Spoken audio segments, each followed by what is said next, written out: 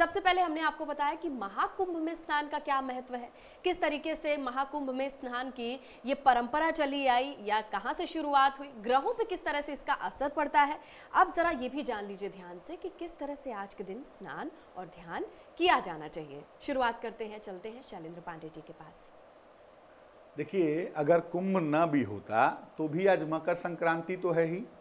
मकर संक्रांति एक ऐसा पर्व है, एक ऐसा मौका है जब वातावरण में, प्रकृति में शुभता की शुरुआत होती है, पॉजिटिविटी की शुरुआत होती है।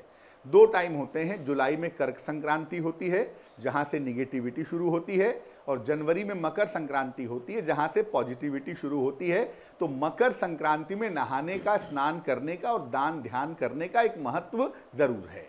अब चूंकि इसके साथ कुंभ का संयोग भी बना हुआ है तो स्नान और भी ज्यादा इंपॉर्टेंट हो जाता है आज के दिन।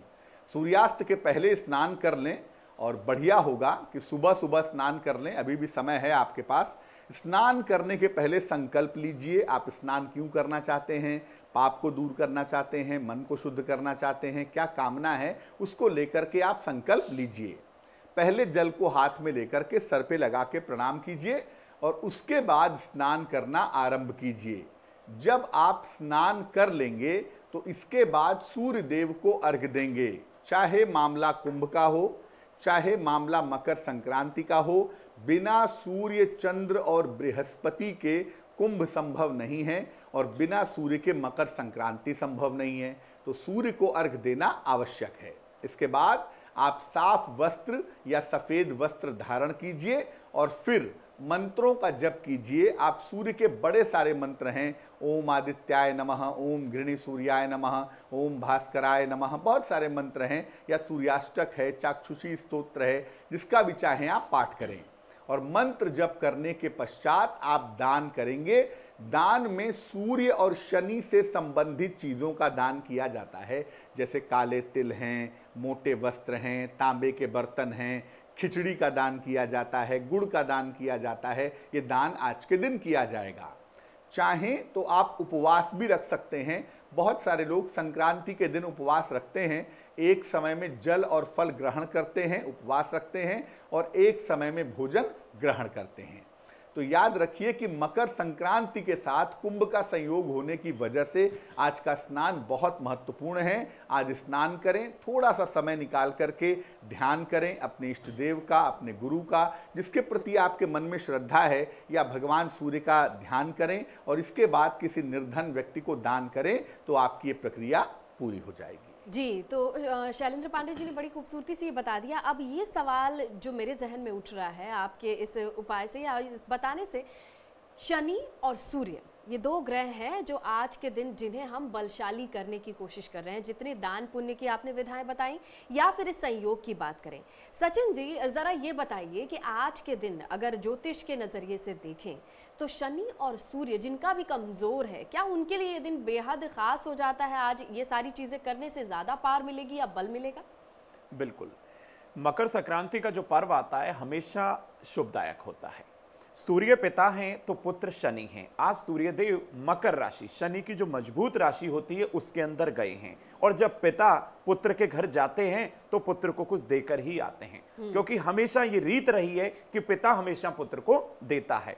पुत्र का फिर भी कहीं ना कहीं मुंह बन जाता है, मान सकते हैं। वैसे भी सूर्य शनि में वैर माना जाता है, लेकिन किन कारणों से, ये कारण तो खैर बहुत लंबा विषय है। लेकिन आपको बता दूं, सूर्य जब कालपुरुष की दशम भाव की राशि में जाते हैं, जो मकर राशि कहलाती है, तो मकर संक्रांति बन जाती है। मकर संक्रांति पर जब कोई उपाय करते हैं तो हर तरीके से ग्रहों को बल मिल जाता है, क्योंकि सूर्य दशम भाव के अंदर आ जाते हैं। यानी कालपुरुष का जो दशम भाव है वही मकर राशि है, वहां पर सूर्य दिग्बल को प्राप्त करते हैं, हर तरीके से प्रकाश ही प्रकाश।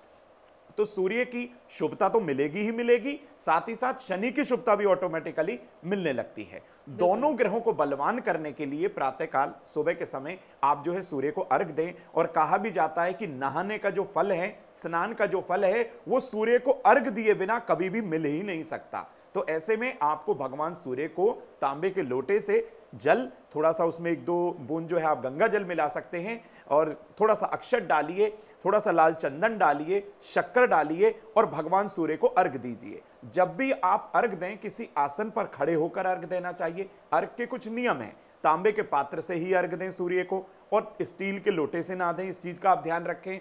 और जब भी अर्घ दें तो गायत्री मंत्र का सूर्य के सामने खड़े होकर कम से कम 108 बार जाप करें। वहीं पर सूर्यदेव की 3 प्रदक्षिणा कर लें और सूर्यदेव को प्रणाम करें। उसके बाद आप दान करें और भगवान सूर्य के समक्ष भी आपको गाय के घी का दीपक और धूप दीप जो है इस तरीके से अवश्य जलानी चाहिए। जब शाम का समय हो, सूर्य अस्त हो जाए, दिन ढल जाए, तब आपको पीपल के पेड़ के नीचे सरसों के तेल का दिया जरूर जलाना चाहिए। और हो सके तो पीपल के पेड़ की 7 प्रदक्षिणा भी कर सकते हैं और वहीं पर शनिदेव के नामों का आप जाप कर सकते हैं। कोणस्थ, पिंगल, बब्रू, कृष्ण, रौद्रांतक, अंतक, शौरी, शनिश्चर, यम, पिपलाद, ये जो 10 नाम हैं शनि के, बहुत आसान भी हैं, पढ़ने में भी आसान हैं और इनका फल एकदम से विलक्षण आपको दिखाई देता है। जब जब आप सूर्य और शनि की जो है संयुक्त रूप से पूजा कर देते हैं, प्रातःकाल सूर्य और शाम के समय शनि, तो दोनों ही ग्रह आपकी पत्रिका के अंदर एकदम से आप मजबूत होकर आपको शुभ परिणाम देना शुरू कर देते हैं।